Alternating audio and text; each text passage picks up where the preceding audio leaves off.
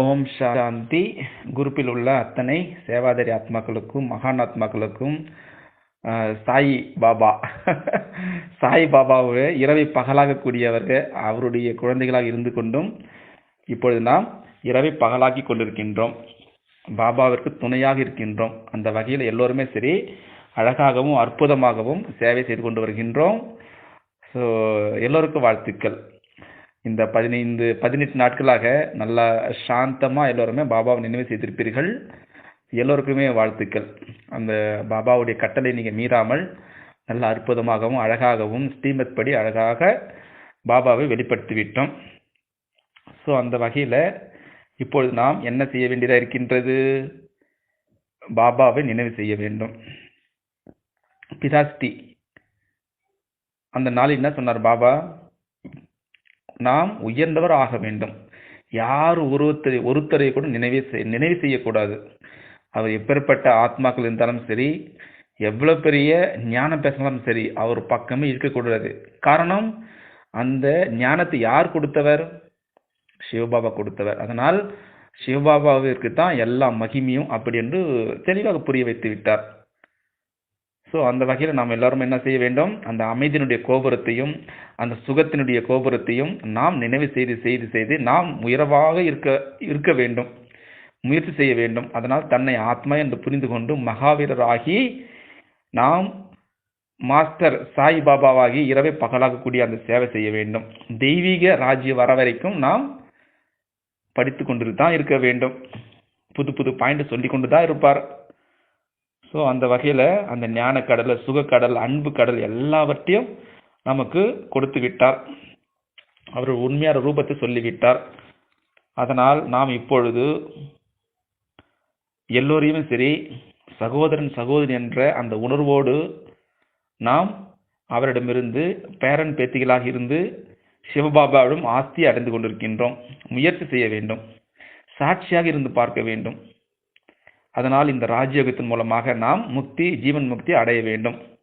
இந்த நாடகம் அனாதி நாடகமாக இருக்கின்றது. எப்பொழுதும் 2500 வருஷம் வெற்றி, 2500 வருஷம் தோல்வி. காரணம், நாம் அந்த சத்தத்தில் வந்து விட்டோம். துவாபரகத்திலிருந்து சத்தம் போட்டு அந்த சோல் கான்சியஸை மறந்து விட்டோம். அந்த இயற்கையான அந்த பவர் ஆஃப் சைலன்ஸை நாம் மறந்து விட்டோம். அதனால் நாம் உள்ளபூர்வமாக அந்த மோஸ்ட் பிளவுடு பாபாவை நினைவு செய்து நாம் கர்மாத்தின் நிலை அடைய வேண்டும். இதுபோல அன்னைக்கு 18ஆம் தேதி நமக்கு அழகாக புரிய வைத்து விட்டார் ஞானம் என்பது என்ன. அந்த ஞானத்தை நாம் எப்படி நாம் கொண்டு வர வேண்டும். அன்னைக்கு கூட பாபா சொல்லியிருப்பார், அடிக்கடி சொல்லுவார், நீங்க ஞான குளியல்னு சொல்லுவார். அன்னைக்கு மட்டும் 18ஆவது அன்னைக்கு யோக ஸ்நானம் பண்ண சொல்லியிருந்தார், யோக குளியல் செய்ய சொல்லியிருந்தார். சூப்பரான ஒரு நல்ல ஒரு பாயிண்ட்டு. அதனால் யோக குளியல் நம்ம எல்லாரும் செய்ய வேண்டும். அப்படி யோக குளியத்தில் நல்லா காலையில் அமிர்த வேலை நான் ஆத்மா என்று புரிந்து கொண்டு தன்னுடைய உடலை மறக்கணும். நேராக பரிசா போகுங்க. உடலே உடலென்ற ஞாபகம் வரக்கூடாது. அந்த பரிசா, அந்த லைட்டாக பாயிண்ட்டு, அந்த லைட்டாக உடலை தான் நம்ம பார்க்க வேண்டும். என் எதிரில் அவ்யக்த பாப்தாதா அவர்கள் இருக்கின்றார், அந்த உணர்வை கொண்டு வர வேண்டும். ஒரு நிமிடத்தில் அங்கே மேலே போகணும்.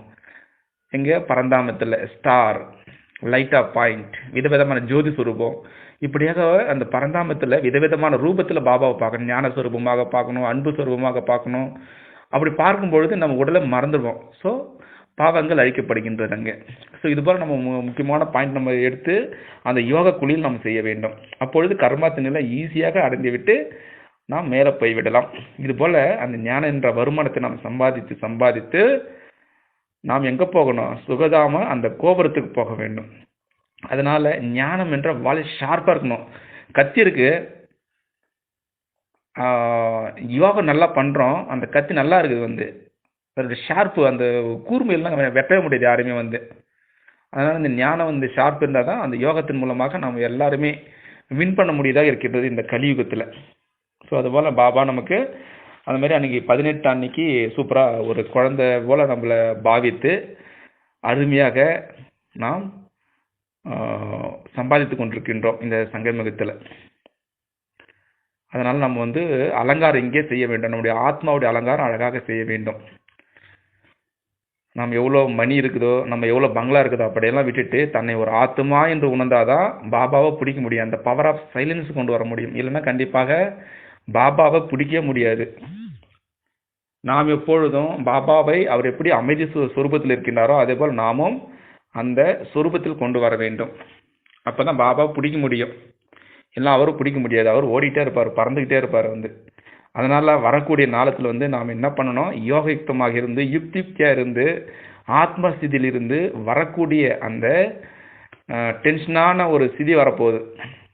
அதனால் நாம் எப்பொழுதும் சம்பூர்ணமாகவும் சம்பன்னமாகவும் ஆகியிருந்தால் அந்த வரக்கூடிய அந்த டென்ஷன்லாம் நம்ம குறைக்கலாம்.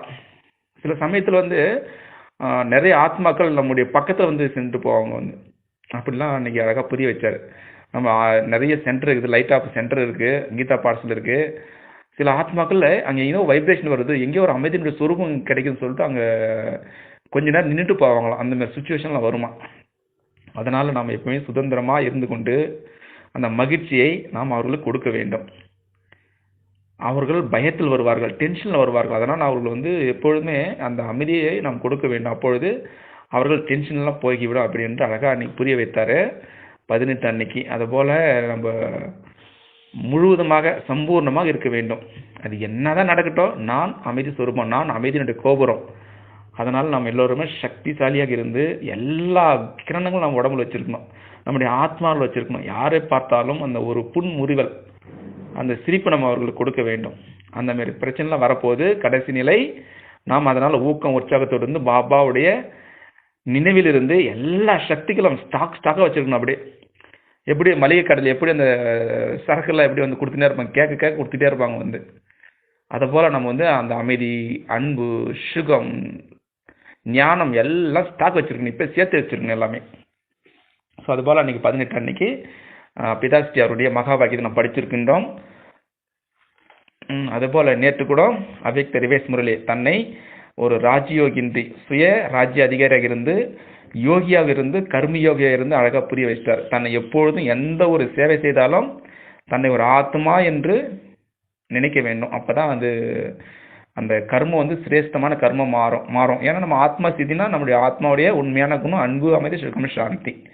அந்த நினைவில் இருந்தால் எல்லாம் பாவ கர்மம் வரவே வராது. எனக்கு சுகத்தை நம்ம கொடுத்து கொண்டிருக்கின்றோம். அதனால் நாம் தான் அந்த ராஜயோகியாக இருந்து கர்ம யோகியாகி மாறி சிரேஷ்டமான செயலை செய்துவிட்டால் ஈஸியாக நாம் இந்த கர்மேந்திரங்களை வின் பண்ணலாம். எனக்கு ஒரு அனுபவம் ஆனது அன்னைக்கு நாள் முழுவதும். அதுக்கு முன்னாடி 18 நாள் நம்ம நான் நல்லா அந்த அமைதி சக்தியில் தான் இருந்தேன். அன்னைக்கு காலையில் நல்லா 3 மணிக்கு எழுந்திரிச்சிட்டு பாபாவை அந்த ஞானத்தை குளிச்சு வச்சுட்டு நல்லா அந்த அமைதி சுரூபத்தில் இருந்தேன். பிறகு ரெடி பண்ணிவிட்டு அந்த அமைதி அந்த சூட்சும உலகத்துக்கு பரந்தாமத்துக்கு எல்லாம் போயிட்டு வந்துட்ட பிறகு அந்த சூட்சும உலகத்தில் கூட நல்ல ஒரு அனுபவம் ஆனது. எல்லாம் முடிச்சுட்டு சுராஜ் பாய் கிளாஸ் எடுக்கிறாரு. அவருடைய கிளாஸ் கூட நல்லா அருமையாக போயிட்டு இருந்தது. பிறகு 6:30 மணிக்கு அவ்யக்த பாப்தாதா அவர்கள் வருகின்றார். நல்லா அனுபவம் பண்ணிட்டு இருக்கேன். சிவபாபா பிரம்ம பாபா அந்த ஒலிவுட்டில் எடுத்துக்கிட்டு கீழே வராரு. குல்ஜாதாதி உடம்புல நெத்தியில் உள்ள புகுறாரு. அதை கூட நல்லா அனுபவம் பண்ணேன். என்னுடைய ஆத்மாவும் நல்லா அனுபவம் பண்ணிச்சு. அழகா அந்த குல்ஜாதாதியுடைய ஆத்மா சைலண்ட் ஆயிடுச்சு, டெட் சைலண்ட் ஆயிடுச்சு. பிரம்ம பாபாவுடைய ஒலி விட்டு டெட் சைலன்ஸ், பாபா மட்டும் பேசிட்டே இருக்கிறாரு. அது நல்ல அனுபவம் ஆச்சு. சில சமயத்தில் கன்ஃபியூஷன் கூட ஆச்சு எனக்கு, யார் குல்ஜாதாதி பேசுகிறாங்களா அப்படி கூட தோணுச்சு எனக்கு. அந்த சக்தி உள்ளே போக போக என்னுடைய உடம்பு என்ன ஆகுதுன்னா ஒரு பயமே வந்துச்சு எனக்கு. என்னுடைய ஆத்மா கண்ட்ரோல் இல்லாத போகுது, அப்படியே வெளி உலகத்துக்கு போகுது. எனக்கு அந்த சக்தி உள்ளே போக போக என்னுடைய ஆத்மா என்னுடைய கர்மேந்திரியங்கள் எல்லாம் வெளி உலகத்துக்கு போகுது. அந்த வீண் எண்ணங்கள்லாம் நான் உள்ளே வெளியே போகிறது அழகாக தெரிஞ்சுது எனக்கு. சில சமயத்தில் எனக்கு கண்ட்ரோலே பண்ண முடியல. அந்த அதாவது பக்தியிலோடு சொல்லுவாங்க இல்லையா, அந்த கர்ம கர்மக்ஷேத்திர அந்த ஒரு போராட்டம், அந்த கர்மேந்திரங்களுக்கும் ஆத்மாவுக்கும் எவ்வளோ போராட்டம் இருந்தது. அந்த அவ்யக்த பாபா சொல்ல சொல்ல இங்கே எனக்கு போராட்டம் நடக்க ஆரம்பிச்சிச்சு. எங்கன்னா என்னுடைய ஆத்மாவுக்கு கர்மேந்திரங்களுக்கு அவ்வளோ ஃபைட் நடந்துருக்குது. அந்த குருஷேத்திர உள்ள அந்த ஆத்மாவுக்கு கர்மேந்திரம் அந்த அனுபவம் நல்லா பண்ணிச்சு. அவ்வளோ ஹீட்டு உணர்ச்சி ஜென்ரேட் ஆகுது. அது உள்ளே போக போக அவ்வளோ ஒரு அந்த 2 பேருக்கும் ஒரு போராட்டமே இருந்தது, ஆத்மாவுக்கும் கர்மேந்திரங்களுக்கும். அப்புறமா சாந்தமாக இருந்துட்டு கொஞ்ச நாள் கிட்ட வரங்க அப்புறமா அமைதியை அந்த சொர்க்கத்துக்கு கொண்டு வந்தேன். ஓரளவு கடைசியில் கொஞ்சம் தெம்பு வந்துச்சு. ஸோ இது போல் நார்மலாகவே பக்தியில் என்ன சொல்லுவாங்க, கிருஷ்ணனுடைய அந்த ஒளியை பார்த்து அர்ஜுனன் வந்து என்ன ஆகா, நிறுத்துங்கள் நிறுத்துங்கள், அந்த என்னுடைய அந்த தாங்க முடியலன்னு சொல்லிட்டு சொல்லுவார். அதே போல் தான் நேற்று ஆச்சு எனக்கு, ரொம்ப நாள் பிறகு எனக்கு. அப்புறம் பிறகு அதை புரிஞ்சு கொண்டு என்னுடைய மீண்டும் சகஜ நிலை கொண்டு வந்துவிட்டேன். ஸோ இது போல் கடைசி சமயத்தில் நமக்கு இந்த ஆத்மா அந்த கர்மேந்திரங்கள் அவ்வளோ சண்டை நடக்கும், உள்ளுக்குள்ளே போர் வார. அதை நம்ம எல்லாம் ஜெயிக்கணும், கர்மேந்திரங்கள் ஜெயிக்கணும். அதுதான் சுயராஜ் அதிகாரி பாபா சொன்னார், அதை கொண்டு வர வேண்டும். ஸோ அதுபோல் அது எப்படி கொண்டு வரணும்னா, தன்னை ஒரு ஆத்மா என்று புரிந்தால் தான் கொண்டு வர முடியும். அதனால் அந்த சுரூபத்தில் நாம் நிலைத்து இருக்க வேண்டும். அந்த பவர் ஆஃப் சைலன்ஸும் கொண்டு வர முடியும். எப்படி பாருங்கள், இந்த 5 தத்துவங்களும் தன்னுடைய அந்த சாந்தமான நிலையை, அந்த அமைதியை வந்து எங்கேயோ ஒரு இடத்துல மறைச்சி வைத்திருக்கோம். தண்ணி எடுத்துங்க, சாந்தமாக இருக்கும். நம்ம எவ்வளோ தான் நம்ம ஹீட் பண்ணாலும் திரும்பி அந்த சகஜ நிலைக்கு வந்துடுது. அதனுடைய அமைதி சக்தி எங்கேயும் மறைச்சி வச்சிருக்குது. அதே போல் தான் நெருப்பும் சரி, இயற்கையும் சரி, மரங்களும் சரி, காற்றும் சரி, அந்த அமைதி சக்தி எங்கேயும் மறைச்சி வச்சிருக்குங்க அதுங்க எல்லாமே. ஆனால் மனிதர்கள் மட்டும் சத்தத்தில் வந்துகிட்டே இருக்கிறோம். நம்ம இன்னுமே சரி சத்தத்தில் வந்து கொண்டிருக்கின்றோம். அதனால் இந்த பவர் ஆஃப் சைலன்ஸை நம்ம வெரி பவர்ஃபுல்லாக கொண்டு வர வேண்டும். அந்த இயற்கை எப்படி அந்த அமைதி வந்து தன்னுடைய மறைத்து வைத்து கொண்டிருக்கின்றதோ, அதுபோல் தன்னுடைய உண்மையான அந்த பவர் ஆஃப் சைலன்ஸ், அந்த அமைதியினுடைய சக்தியை நாம் கொண்டு வர வேண்டியதாக இருக்கிறது இப்பொழுது. அது எப்படி கொண்டு வர முடியும்? பாபாவுடைய நினைவில் இருந்தால் தான் அதை கொண்டு வர முடியும்.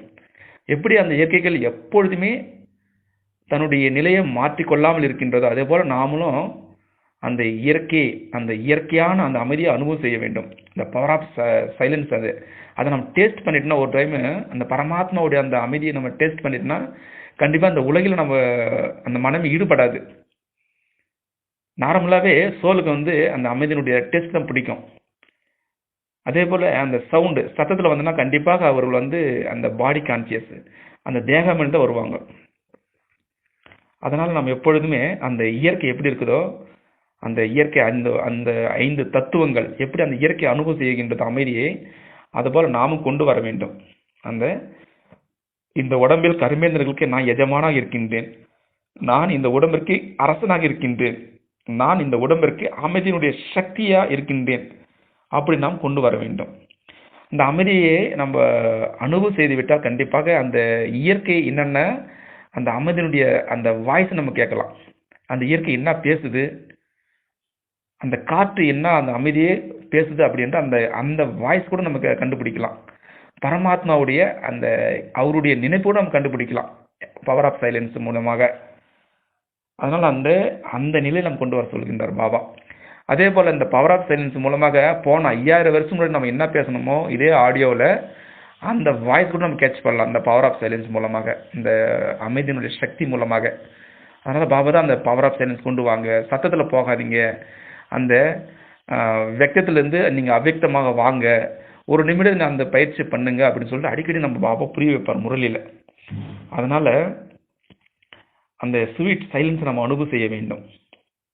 அது மோஸ்ட் பவர்ஃபுல்லான ஒரு அந்த அமைதியினுடைய சக்தி நம்ம அனுபவம் செய்ய வேண்டும்.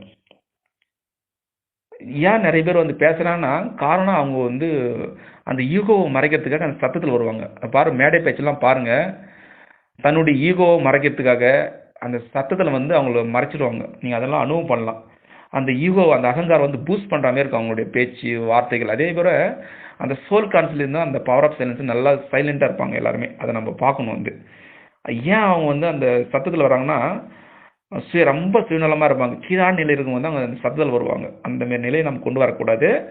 அந்த பவர் ஆஃப் சைலன்ஸில் உள்ளுக்குள்ளே போகணும், உள்முகமாக போகணும். அதனால் அந்த சத்தத்தில் வந்தால் கண்டிப்பாக இந்த இன்ஃபீரியாரிட்டி காம்ப்ளெக்ஸ்லாம் அதெல்லாம் மறைக்கிறதுக்காக சத்தத்தில் வருவாங்க. அதே போல் செல்ஃப் கண்ட்ரோல், அந்த சுய கட்டுப்பாடு இல்லாமல் அவங்க என்ன பண்ணுவாங்கன்னா அந்த சத்தத்தில் வந்துடுவாங்க. அதனால தான் அந்த சத்தத்தில் நம்ம பாபா அடிக்கடி சொல்லுவார், நீங்கள் இப்போ அந்த பவர் ஆஃப் சைலன்ஸ் கொண்டு வாங்க, அந்த பவர் ஆஃப் சைலன்ஸ் கொண்டு வாங்கன்னு அடிக்கடி சொல்லுவார் வந்து. அதே போல் ஏன் அவங்க சத்தத்தில் வராங்கன்னா, என்னுடைய பேச்சு அவர்கள் கேட்கணும், அந்தமாரி சத்தத்தில் வருவாங்க. நான் நல்லா பேசுறேன்னா, நான் நல்லா பேசலை அப்படின்னு சொல்லிட்டு அந்த சத்தத்தில் வந்துடுவாங்க. அந்த அட்ராக்டிங் மற்றவங்களை வந்து என்ன பண்ணுவாங்கன்னா, கவர்ந்து இருக்கிறதுக்காக பேச்சு பேசுவாங்க, நல்லா அழகழகாக பேசுவாங்க. ஏன் அப்படி பேசுகிறாங்கன்னா, இம்ப்ரெஸ், நம்மளை வந்து நல்லா ஆஹா நானும் நல்லா பேசுகிறாங்க அப்படின்னு சொல்லிட்டு அந்த சத்தத்தில் வருவாங்க. அதனால் நம்ம அதெல்லாம் போகக்கூடாது வந்து. அதே போல் என்னை வந்து எல்லாருமே அன்பு செலுத்தணும், அதனால் அவங்க சத்தத்தில் வருவாங்க. அதெல்லாம் பாபா தெளிவாக சொல்லிட்டார். நீங்கள் எப்பயுமே உங்களுடைய உண்மையான சொரூபத்தை கொண்டு வாங்க அப்படின்னு சொல்லுவார் வந்து. அதனால் அந்த சத்தத்துக்கு போகாமல் தன்னுடைய உடம்பு வந்து அந்த நர்வஸ் சொல்லுவாங்க, அந்த கை காலில் உதறும், அதை மறைக்கிறதுக்கு கூட என்ன பண்ணுவாங்க, சத்தத்தில் வருவாங்க எல்லாருமே. அந்த டிப்ரெஷன் இருந்தால் என்ன பண்ணுவாங்கன்னா அந்த சத்தத்தில் வருவாங்க. அந்த அழுத்தம் காரணமாக என்ன பண்ணுவாங்கன்னா சத்தத்தில் வருவாங்க. அதை கண்ட்ரோல் பண்ண முடியாது அவங்களால. அப்போ வெடிச்சிடும். அந்த ப்ரெஷர் குக்கர் எப்படி வெடிக்குதோ அதுபோல் அவங்களும் வெடிச்சு வந்துடுவாங்க. அதனால் அதெல்லாம் விட்டுட்டு நம்ம என்ன பண்ணோம், அந்த பவர் ஆஃப் சைலன்ஸ் கொண்டு வந்துட்டு நம்முடைய அந்த உண்மையான அந்த பரமாத்மாவுடைய எப்படி அபெக்ட் பாப்தாதை எப்படி அந்த சைலன்ஸ் கொண்டு வராங்க அதுபோல் நாம் கொண்டு வரணும். சில சமயத்தில் வந்து என்ன பண்ணால் அந்த ஹேபிட் சுபாவம், இப்போ ஒருத்தர் ஒயின் குடிக்கிறாங்கன்னா என்ன பண்ணுவாங்கன்னா ஒயின் குடித்தா சில சமயத்தில் வந்து சைலண்ட் ஆகிடுவாங்க. சில சமயத்தில் அந்த ஒயின் கிடைக்கல என்ன பண்ணுவாங்க, அடிக்ஷன் ஆகிடுவாங்க வந்து. அது இல்லைன்னா என்னால் உயிர் வாழ முடியாது அப்படின்னு சொல்லிட்டு வெடிச்சிடுவாங்க, ப்ரெஷர் சத்தத்தில் வந்துடுவாங்க. அதுமாரி நம்ம என்ன பண்ணோம், இப்பொழுது நம்ம பாபாவுடைய முரளி படிக்கணும், அந்த பவர் ஆஃப் சைலன்ஸ் கொண்டு வரணும். என்னுடைய உண்மையான குணம் அமைதின்னு சொல்லிட்டு அந்த நிலை நம்ம எப்பொழுதுமே இருக்கணும். நம்ம யோகா பண்ணலாம், நம்ம சாதனத்தை நோக்கி போகக்கூடாது. அதனால் நம்ம வந்து அந்த உண்மையான அந்த உணர்தலை கொண்டு வர வேண்டும். அதுக்கு அடிக்ஷன் ஆகாத ஹேபிட்டை கொண்டு வரணும். ஒரு நாள் டீ இருக்குது, மறுநாள் டீ கிடைக்கலாம், அட்ஜஸ்ட் பண்ணிக்கிட்டு நெக்ஸ்ட் நாள் நம்ம போயிடணும், அந்த பவர் ஆஃப் சைலன்ஸ் கொண்டு வந்து விடணும். ஸோ இதுபோல் பாபா அந்த சத்தத்தில் போகாமல் நம்ம என்ன பண்ணணும், பவர் ஆஃப் சைலன்ஸ் அந்த அமைதியின் சக்தியெலாம் கொண்டு வர வேண்டும். அந்த அமைதி சக்தி கொண்டு வரணும் என்ன பண்ணணும், நம்ம தனியாக போய்விட்டு நம்முடைய எய்ம் என்ன, லக்ஷ்மி நாராயண ஆகணும் வந்து. நம்முடைய பரமாத்மாவுடைய குணம் என்ன, அமைதியின் குணம், அந்த கொண்டு வரணும் வந்து. அந்த உண்மையான அந்த எய்ம் அண்ட் ஆப்ஜெக்ட் வச்சுக்கணும். அதே போல் அந்த சத்தத்தில் வராதுக்கு என்ன பண்ணால் மற்றவங்களுடைய ஆடியோவை கேட்கணும். அதை கேட்க அந்த பவர் ஆஃப் சைலன்ஸ் கொண்டு வரலாம். மற்றவருடைய ஆடியோ நம்ம குரூப்பில் இருந்தாலும் சரி, வெளியில் இருந்தாலும் சரி, நம்ம அந்த அவங்களுடைய ஆடியோ, அவங்க வீடியோ எது இருந்தாலும் சரி, அவங்க என்ன அந்த உணர்வுகளை கொண்டு வந்துடல போதும், நம்ம பவர் ஆஃப் சைலன்ஸ் கொண்டு வந்துடலாம். அதே போல் அந்த சவுண்டில் போகாத நம்ம என்ன பண்ணணும், குறைந்த அந்த அமைதி சுரூபத்தை கொண்டு வரணும். யாராவது ஒருத்தர் பேசியிருப்பாங்க, அவங்கள வந்து காசிப்ஸ்ன்னு சொல்லுவாங்க.